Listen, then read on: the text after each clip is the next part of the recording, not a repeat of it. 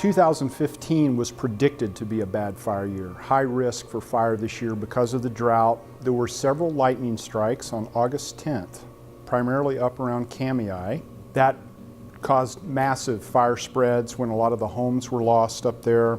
And so you had tremendous fire growth, a lot of devastation. Several communities were threatened. The fire came down over this hill up here and stuff inside the smoke, and there was fire from as far as you could see that way to our rock pit up here.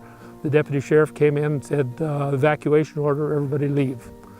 I told him we weren't leaving, we were going to stay here and protect our property and stuff. This thing that happened up around Kamei, in that area, was just unfounded. It was unheard of to have something, and to lose 50-some homes, it's just unbelievable that we would have that type of tragedy.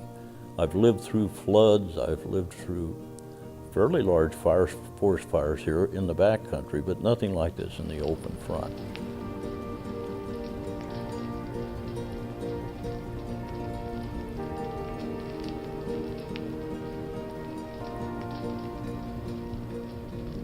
What was unique about these fires compared to what we've experienced in recent years is most of these fires, large acreages were burned on the non-industrial private forest landowner and ag landowner.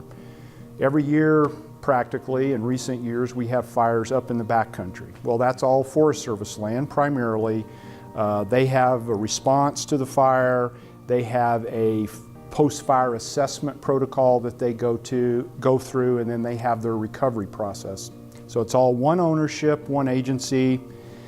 This year, the fires occurred in the front country. You have all these different landowners with no one person in charge of how you coordinate the assessment or the recovery work that needs to be done on those lands.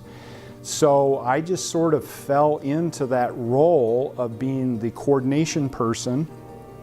The educational topics that we put out there, like salvage logging, erosion, taxes, those were all grass seeding, those were all landowner driven. That's why we put those workshops out, as we were getting requests for that kind of information. And had we not had Extension Service, we would not have this availability for the folks. I'm not sure the public realizes how important it is. Probably overall does not and should. I don't care how many educational programs we have, but when something like this, disaster like this happens, then folks begin to understand.